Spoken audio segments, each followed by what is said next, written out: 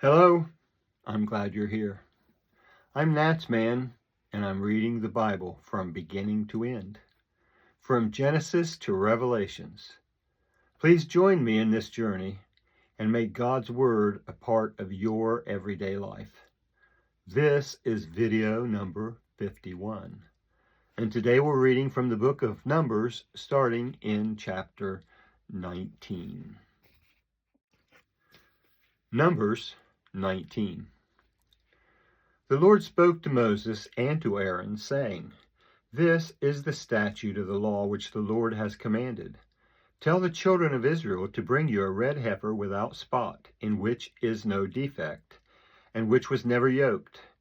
You shall give her to Eleazar the priest, and he shall bring her outside of the camp, and one shall kill her before his face. Eleazar the priest shall take some of her blood with his finger, and sprinkle her blood towards the front of the tent of meeting 7 times. One shall burn the heifer in his sight. Her skin and her meat and her blood with her dung shall be burned. The priest shall take cedar wood, hyssop, and scarlet, and cast it into the middle of the burning of the heifer. Then the priest shall wash his clothes, and he shall bathe his flesh in water, and afterward he shall come into the camp, and the priest shall be unclean until the evening. He who burns her shall wash his clothes in water, and bathe his flesh in water, and shall be unclean until the evening.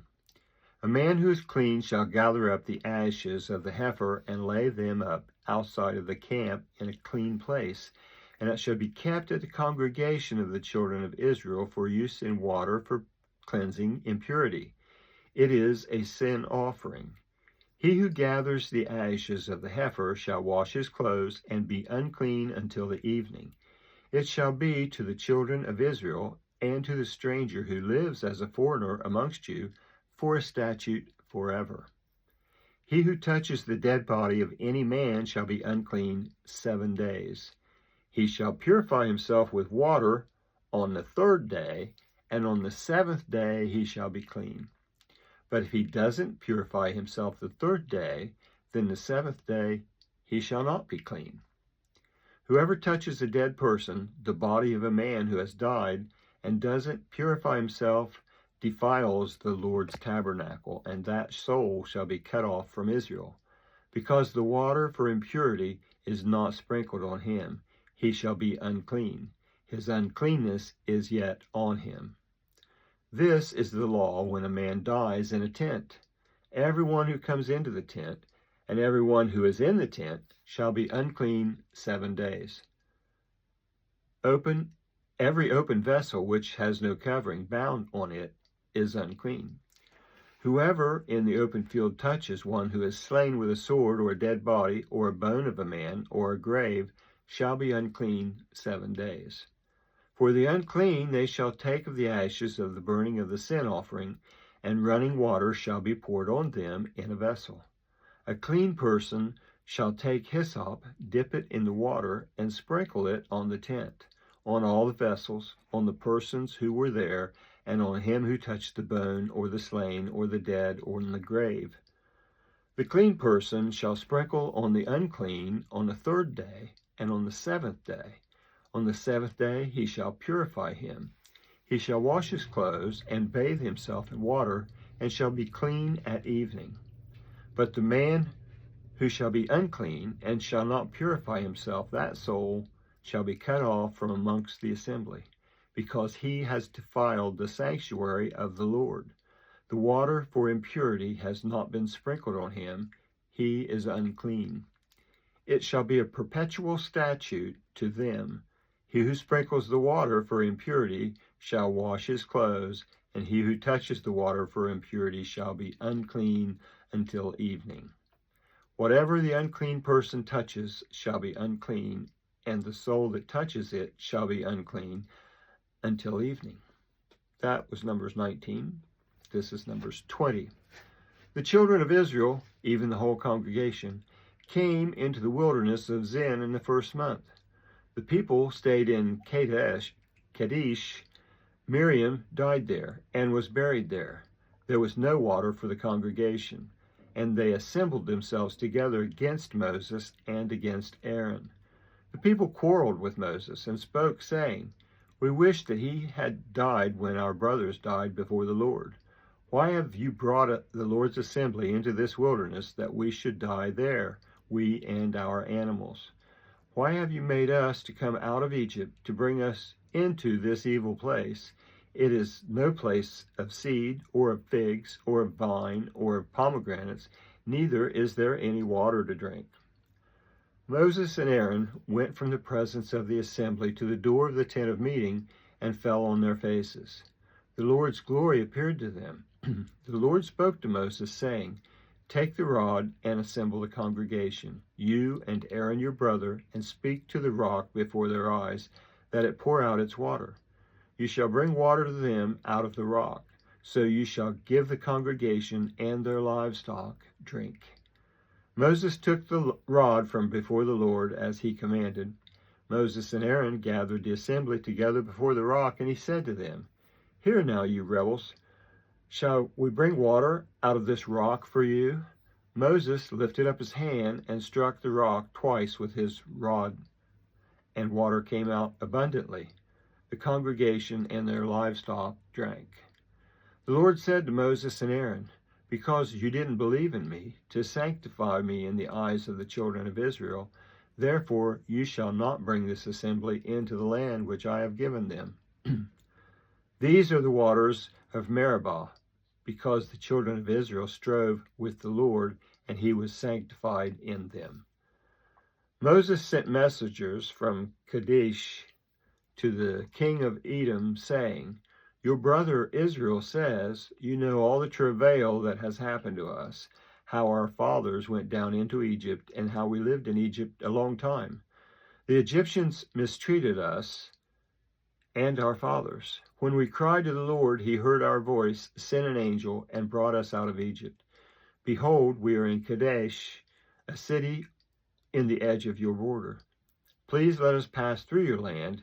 We will not pass through field or through vineyard, neither will we drink from the water of the wells. We will go along the king's highway. We will not turn away to the right hand nor to the left until we have passed your border." Edom said to him, "You shall not pass through me, lest I come out with the sword against you."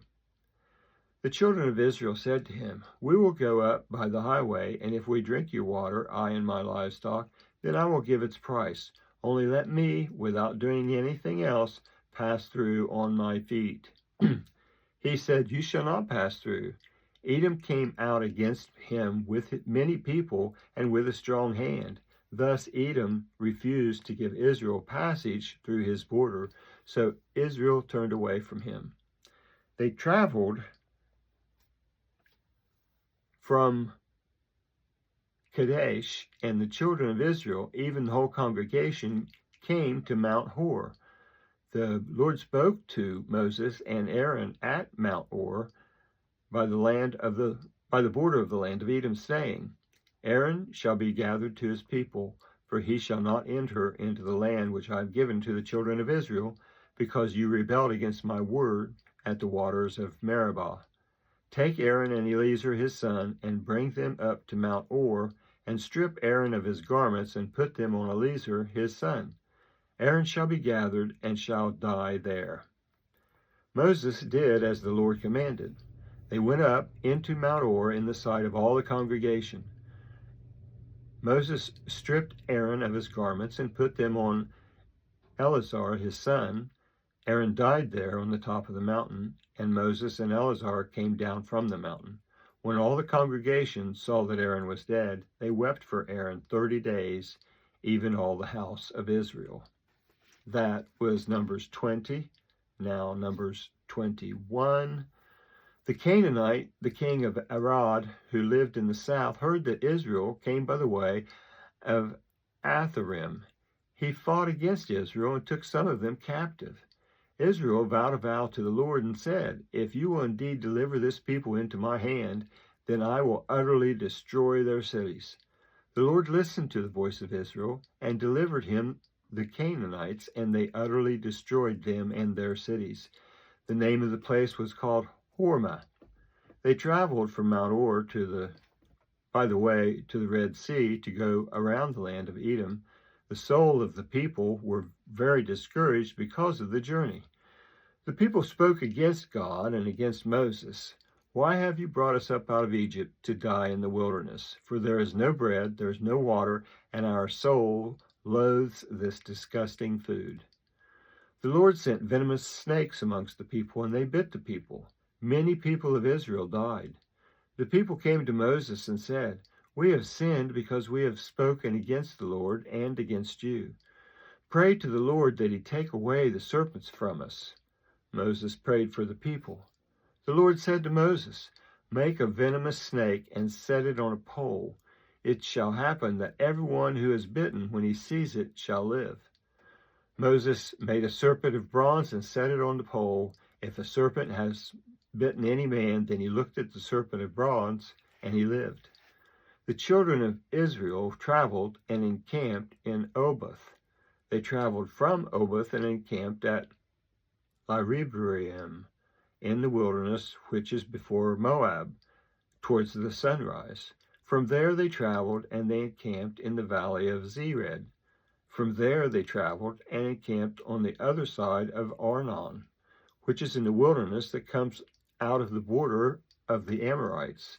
For the Arnon is the border of Moab, between Moab and the Amorites.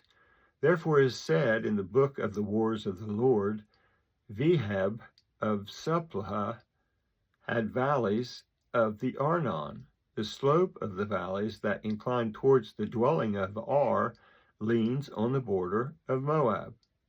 From there they traveled to Beer, that is the well of which the Lord said to Moses, "Gather the people together, and I will give them water."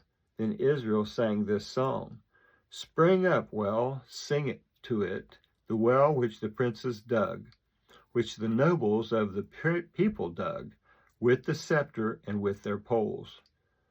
From the wilderness they traveled to Mattanah, and from Mattanah to Nahaliel, and from Nahaliel to Bamoth, and from Bamoth to the valley that is in the field of Moab, to the top of Pisgah, which looks down on the desert. Israel sent messengers to Sihon, king of the Amorites, saying, "Let me pass through your land. We will not turn away into field or vineyard. We will not drink of the wells, water of the wells. We will go by the king's highway until we have passed your border." Sihon would not allow Israel to pass through his border. But Sihon gathered all his people together and went out against Israel into the wilderness and came to Jahaz. He fought against Israel. Israel struck him with the edge of the sword and possessed his land from the Arnon to the Jabbok, even to the children of Ammon, for the border of the children of Ammon was fortified. Israel took all these cities. Israel lived in all the cities of the Amorites, in Heshbon and all the villages. For Heshbon was the city of Sihon, the king of the Amorites, who had fought against the former king of Moab, and had taken all his land out of his hand, even to the Arnon. Therefore those who speak in Proverbs say, "Come to Heshbon, let the city of Sihon be built and established, for a fire has gone out of Heshbon, a flame from the city of Sihon. It has devoured Ar of Moab, the lords of the high place of Arnon. Woe to you, Moab! You are undone, people of Chemosh. He has given his sons as fugitives and his daughters into captivity, to Sihon, king of the Amorites.